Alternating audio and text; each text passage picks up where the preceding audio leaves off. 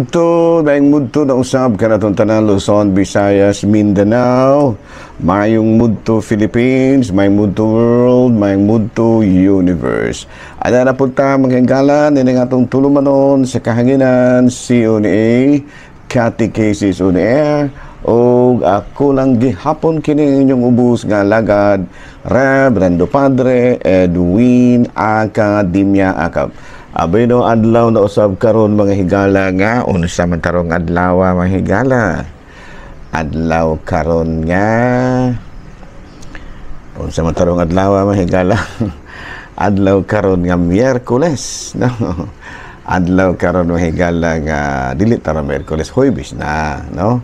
Adlaw karon nga Huwebes pizza 16 na kini mga higala sa bulan sa Oktobre. Ayan, no? Dili ron Miyerkules, Huwebes na ron, no? Uniya, matun pa, ato nga timbayaon usab ang higala ug mayong mudto, ang ato ang talahorong obispo, bisag wala sa diri karon to sa Roma, no? O gingaman usab ang ato ang Vicar Foreign, si Monsignor kining Christian Durango, ang atong mga kaigsuonan usab nga mga kaparian lukop Kabisayan ug Mindanao, especially ang atong mga kaigsuonan nga mga kaparian nga miyembro sa Diocese of Dumaguete. Ayan, no? Nahala, no? Maayong mudto na kanatong tanan ang hinaot kita. Ilabi na yun ako mga classmate, na mawala, no? Si Father Obing Masyon, si Padre Tonton Arnaiz, o gingaman usab si Padre Dami Heramis. Hindi na mawala mga higala, no? So muna, no? So kumusta na mga higala na ang hinaot kita nga na kitang tanan sa Kapiskay sa Panlawas, walay ubo, walay hilanat, wala tanan pero naginhawa pa. Ayan. Aloy no mga higala do, naginaot ko nga nakakimo na kamo sa inyong mga pilgrimage. Muna atong topic karon, no? Muna atong mga topic karon ang kining visiting pilgrimage sites. Ayan, no? Niya ato pod nga timbayaon di ayog may mudto ang atong mga lay ministers. Kumusta na ang atong mga lay ministers, ang ato apong mga miyembro sa MBG, of course ang ako ang mga kauban sa Commission on Migrants and Itinerant People, no? Kumusta naman sila si Yuyong o kaya hambana si Ellie Mapili, hindi manusab si The Angel, inga manusab si Bibang, o inga manusab si Mr. and Mrs. Mike. Kapinidong Mike. Of course, ang ato ang lay coordinator sa Commission on Migrants, si Sister kining Luz Estrelianes. Ayan, no? Nahala, no? May mudto na kanatong tanan, mga higala, na ang hinaot kita nga wala mo'y ubo, walay hilanat, wala mang labad ang ulo, walay sakit sa tiyan, walay katol-katol, walay UTI, no? Eksakto ra kompleto rastango. Walay high blood apan naginhawa pa. Ayan, no? Abi no, ari na ta mahigala sa ato ang Saint of the Day, October 16. Aboy no, ang atong Saint of the Day karon, October 16, mao si Saint Hedwig, no? Hedwig, no? Hedwig. Aboy na mahigala, klaro na kay sa pangalan nga daan, apelyido nga daan, sa ngalan nga daan Hedwig. Taga Bavaria, Germany. Married at an early age to Henry. Uy, babae din is Hedwig. Duke of Silesia, Poland. No? Unya, several monastic institutions of both men and women established in Silesia. No? And of course, several hospitals, no? Mga leper, mga kinibitang sagupanan ba sa mga kinibang leper hospitals may gala, and died in 1243 and was buried in sa ding lugar may gala, no? So karon sa kiniday si Hedwig mga gala, babae din married at an early age to Henry, Duke of Silesia, Poland. Ayan, no? So karong adlaw mga gala gihinumduman nato kini si Saint Hedwig, Santa Hedwig, no? Nahala, no? May mudto na kanatong tanan mga higala, nang hinaot kita nga ana kamong tanan sa Kapiskay sa Panlawas. Nahala, no? Ari na ta mahigala sa ato ang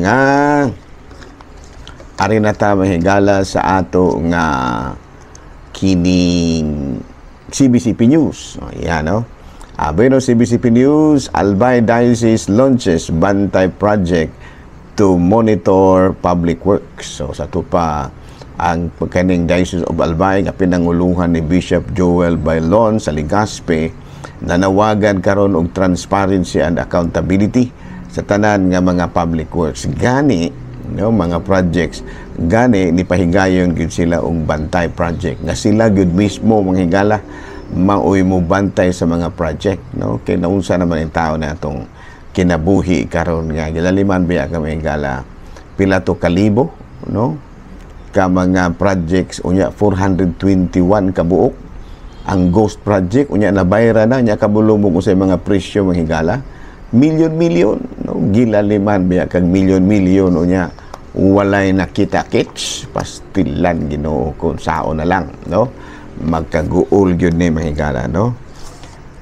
Bayan ang higala padayon ta Vatican News. Pope hails glimmers of hope for peace in Holy Land and praise for Ukraine. Oh, sa ito pa, gikalipay kaayong dako mga higala sa itong kalahorong Santo Papa nga at least, no, nawala na gira karon sa kuan. Wala na rin gira dito sa Palestina, na Holy Land ba ng Palestina mga higala, no? Salamat nga wala na gira dito ron, no? Gani, nanawagan karon ang atong talahorong Santo Papa Pope Leo alang usab sa kasulbaran sa problema sa Ukraine. Kinaunsa po ni Russia nga kadako kay sa Russia gidaginot pa magyud ang tao ning Ukraine, no? Daginutan po kay ning Russia mga higala. Pero po ni China sa kadako kay sa China mga higala gidaginot pa gyud ang tao ning ato ang gamay kayong ang taong kayong isla, no? Archipelago kining Pilipinas unya gidaginot pa gyud ang tao ng ato ang South kanang ato ang West Philippine Sea, no? Unya mamumba para bagyo, no? Mamumba para bagyong tubig maldito pa ni mga pikutan, no? Wala yampo ginato mga higala, ha? So mga to karong atalahorong sa Papa nalipay kayog dako nga medyo aduna na mga lakang nga maundang na ang kagubot karon dito sa Holy Land sa Palestine o ingon usab nanawagan karon nga unta masulbad na ang problema sa kahapsay ug kalinaw dito sa nasod sa Ukraine. Hala, no, madayon na higala, no? Nahala na rin na ta mahigala sa ato ang catechism. Sa ako na ginaingong kaganina ang atong topic karon kabahin sa pilgrimage. Pero ang title na ini mga higala, Plenary Indulgence, Fruit of Pilgrimage. Ayan, no? Muna ang title.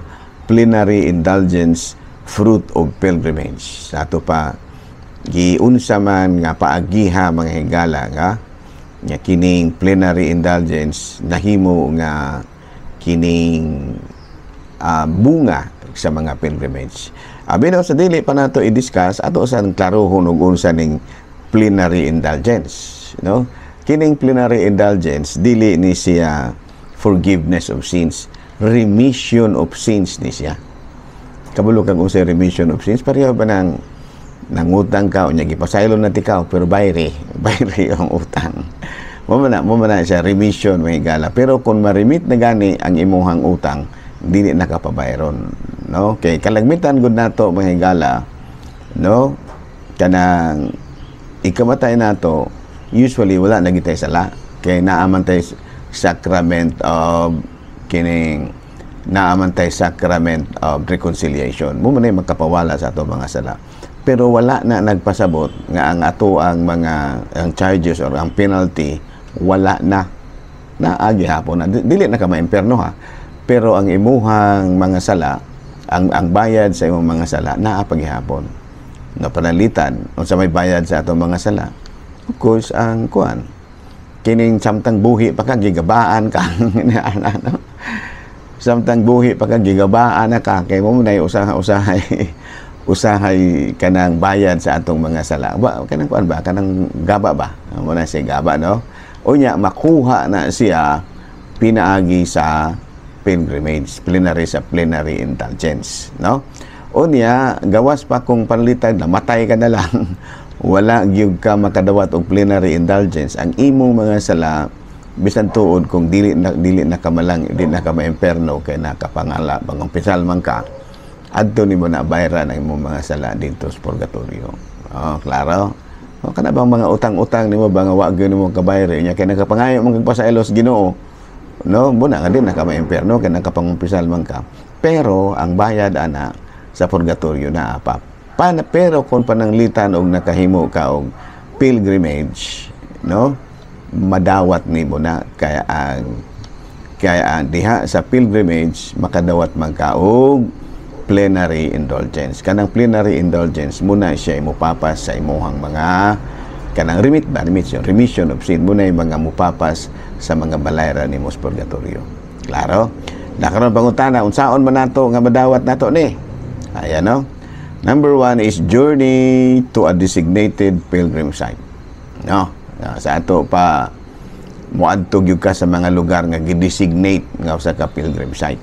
No? Number 2, free from all attachment to sin. No? Kinahanglan nga ma-free na ka sa attachment. So wala na kay sala bitaw nga wala na kay paboritong sala. No? Muna yung napanguntanon ka, what is your favorite sin? Wala na. Kano na yung uban nga, ang paborito ni ng sala, malitan, usa ka kalalaki, ang imong paboritong sala, kana yung magsigi kag bisita dito sa mga lugar sa kahilaya na, disgrasya ka, no? Kinalawa tayo ka attachment, no?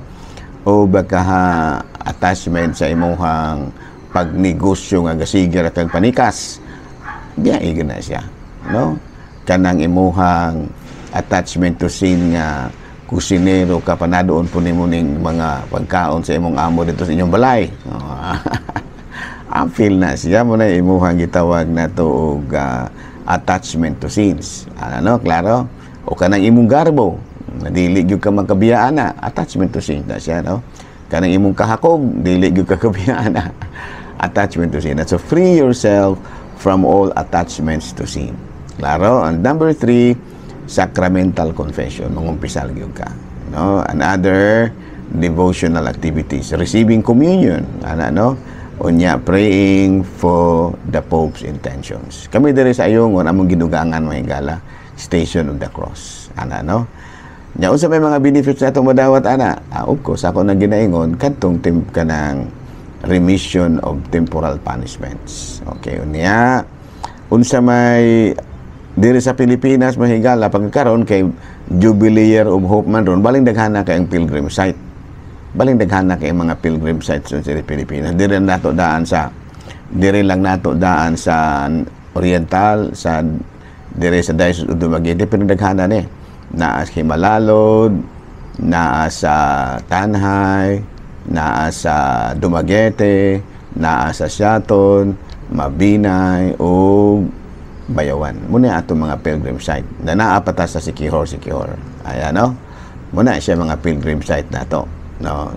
Pero sa Bacolod, may naghanap po gihapon sa Diocese of Bacolod.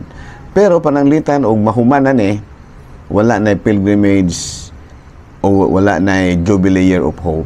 Pwede gihapon mo pilgrimage, pero adto na sa mga designated pilgrim sites in the Philippines. Unsa man pananglitan, Manila Cathedral, no, pilgrim site na siya. Bisag dili pa Jubilee Year of Hope. Kay Hope naman na siya. Forever naman na siya nga pilgrim site. Kining Quiapo Church, kanabitang shrine of kining shrine sa kanang Black Nazarene. Kining Santo Niño Basilica, Cebu. Apil na siya. Our Lady of Manawag, na siya. Simala Shrine sa Lindugon, na siya, no? Nya Antipolo Cathedral o San Agustin Church sa Intramuros. Muna siya, kuan ni siya kabo 8 man siguro, 1, 2, 3, 4, 5, 6, 7, 8, 8, no? Sa ito pa, Manila Cathedral, kining Quiapo Church, Santo Niño Basilica, Our Lady of Manawag, sa Simala, of course, Antipolo, dayong Agustin Church, San Agustin Church. Muna nga, diri sa Cebu, duha ka mo kay lahang pilgrimage site no? Kanang Simala o kining Santo Niño. Kung adto ka, kung medyo kulo kwartahan kag jutay, no? Adto ka sa mga major international pilgrim sites. Asa man sa Vatican, sa Jerusalem, sa Lourdes, sa Fatima, ug sa Camino de Santiago. Kana bitaw kanang kana bang via sa to ni siya via Santiago, ano siya naman na siya, no? Camino de Santiago sa to pakatupit ang lugar mga giagian ni kuan St.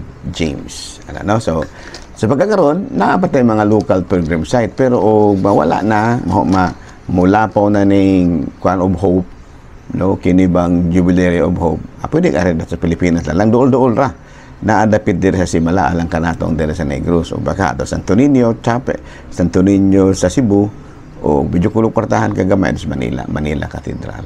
Pero katong mga gikinahanglan katong kinahanglan nga free yourself from all attachment to sin, sacramental confession, receiving communion, and praying for the Pope's intentions. Okay, klaro? Bueno, din na lang sa kita kutob, Salamat kayo sa inyong pagpanuinaw na ako, no?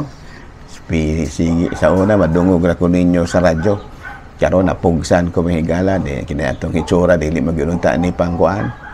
Dili manuntaan ni pang TV, pero kay, karman lagi ta, kadang naaman lagi tayo vow of obedience ni kuan. Naaman tayo vow of obedience ni kuan ni Padre Ramonito Maata. So muna nga mapugos na lamang nag-ulo atubang ini kamera mahigala, no? Kamera, no? Wala mo ilabot ani kamera. No? Na atubang na pulawan tas kamera, wala mo ilabot ani kamera. Ayan, no?